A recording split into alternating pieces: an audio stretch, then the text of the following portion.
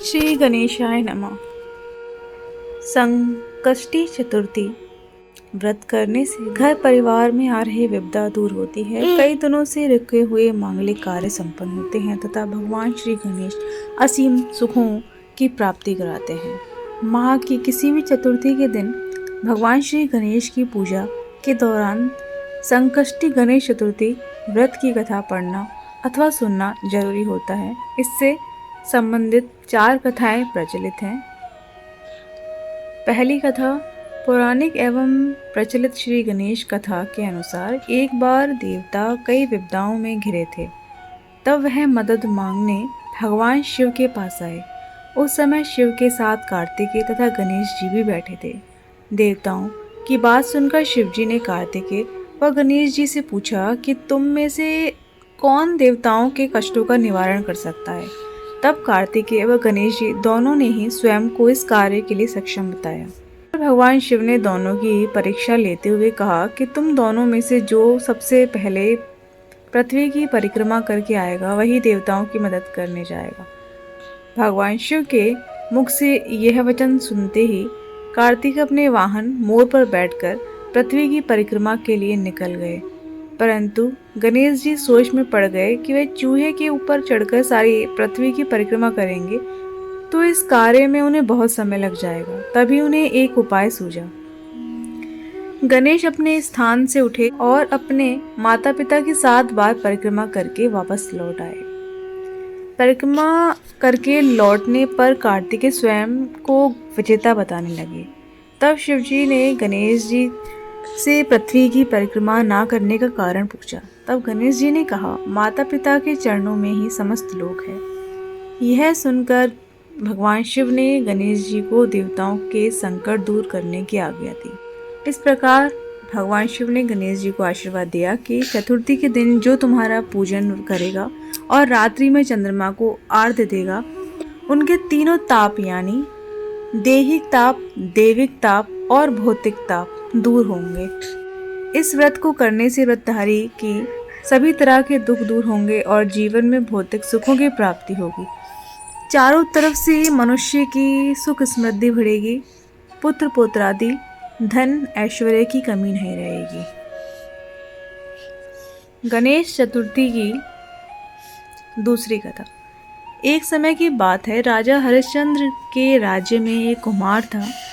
वह मिट्टी के बर्तन बनाता, लेकिन वह कच्चे रह जाते थे। एक पुजारी की सलाह पर उसने इस समस्या को दूर करने के लिए एक छोटे बालक को मिट्टी के बर्तन के 7 आंव में डाल दिया। उस दिन संकष्टी चतुर्थी का दिन था। उस बच्चे की माँ अपने बेटे के लिए परेशान थी।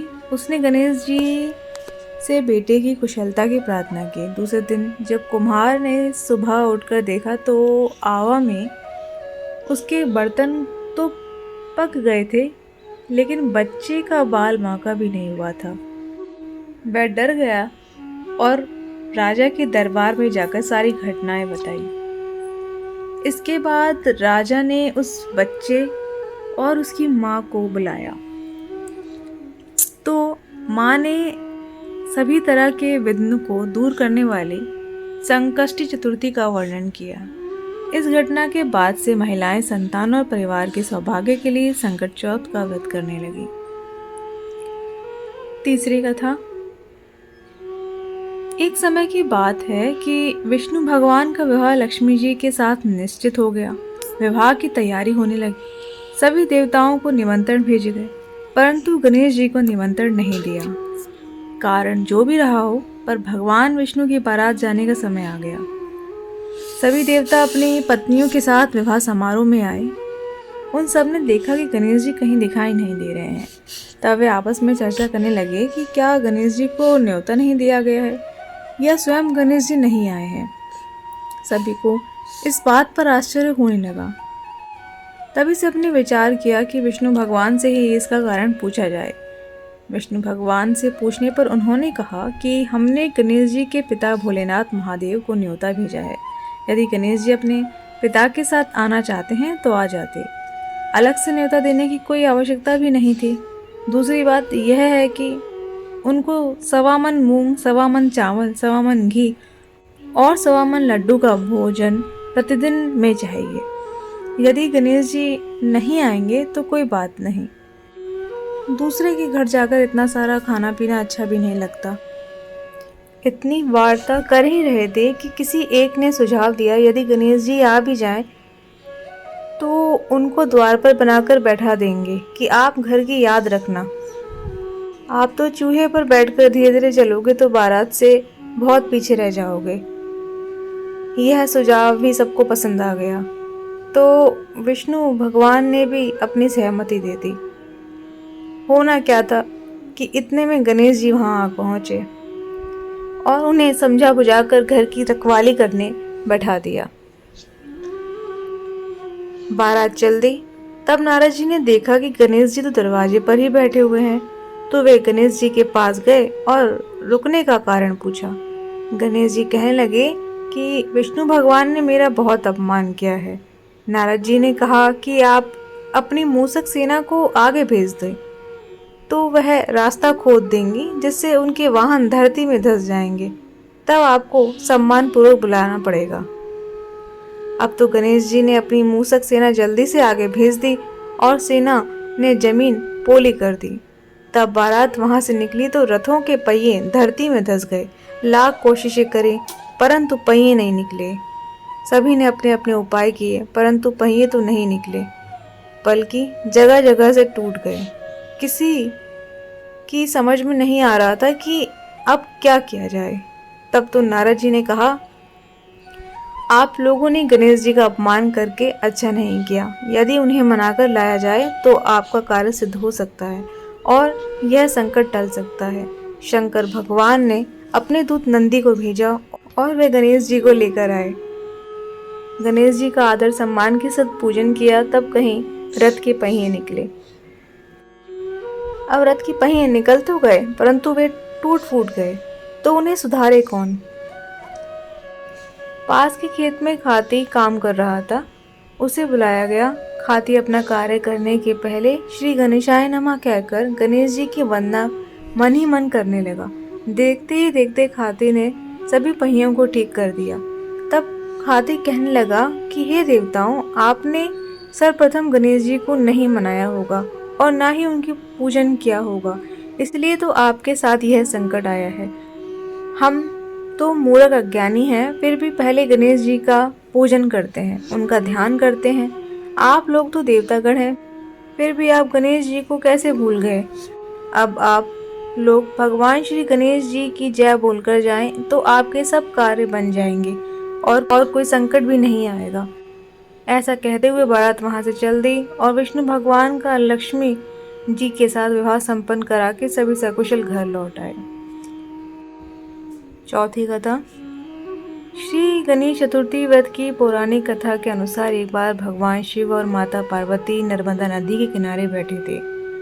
वहां माता पार्वती ने भगवान शिव से समय व्यतीत करने के लिए चौपड़ खेलने को कहा। शिव चौपड़ खेलने के लिए तैयार हो गए, परंतु इस खेल में हार जीत का फैसला कौन करेगा, यह प्रश्न उनके सक्षम उठा तो भगवान शिव ने कुछ तिनके एकत्रित कर उसका एक पुतला बनाकर उसकी प्राण प्रतिष्ठा कर दी और पुतले से कहा, बेटा, हम चौपड़ खेलना चाहते हैं परंतु हमारी हार जीत का फैसला करने वाला कोई नहीं है, इसलिए तुम बताना कि हम दोनों में से कौन हारा और कौन जीता। उसके बाद भगवान शिव और माता पार्वती का चौपड़ खेल शुरू हो गया। यह खेल 3 बार खेला गया और संयोग से तीनों बार माता पार्वती ही जीत गईं।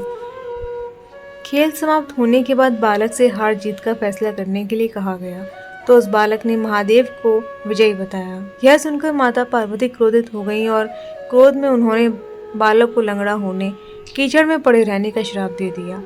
बालक ने माता पार्वती से माफी मांगी और कहा कि यह मुझसे अज्ञानतावश ऐसा हुआ है, मैंने किसी द्वेष भाव में ऐसा नहीं किया। बालक द्वारा क्षमा मांगने पर माता ने कहा, यहाँ गणेश पूजन के लिए नाग कन्याएं आएंगी, उनके कहे अनुसार तुम गणेश व्रत करो, ऐसा करने से तुम मुझे प्राप्त करोगे। यह कहकर माता पार्वती शिव के साथ कैलाश पर्वत चली गईं। 1 वर्ष के बाद उस स्थान पर नाग कन्या आई। तब ना कन्याओं से श्री गणेश के व्रत की विधि मालूम करने पर उस बालक ने 21 दिन लगातार श्री गणेश जी का व्रत किया। उनकी श्रद्धा से गणेश जी प्रसन्न हुए। उन्होंने बालक को मनवांछित फल मांगने के लिए कहा।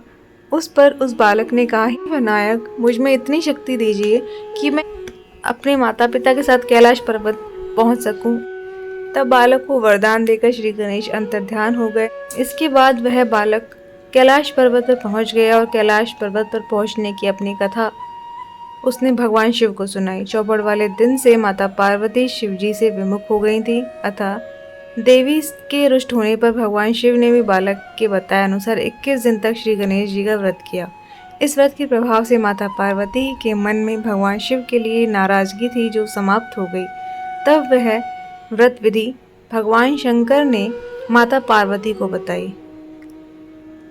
यह सुनकर माता पार्वती के मन में भी अपने पुत्र कार्तिकेय से मिलने की इच्छा जागृत हुई। तब माता पार्वती ने 21 दिन तक श्री गणेश जी का व्रत किया और दुर्वा फूल और लड्डुओं से गणेश जी की पूजा अर्चना की और व्रत के 21वें दिन कार्तिकेय स्वयं माता पार्वती से मिलने आ गए। उस दिन से श्री गणेश चतुर्थी का यह व्रत समस्त मनोकामनाओं को पूर्ति करने वाला व्रत माना जाता है। इस व्रत को करने से मनुष्य के सारे कष्ट दूर होकर मनुष्य को सुख सुविधाएं प्राप्त होती हैं।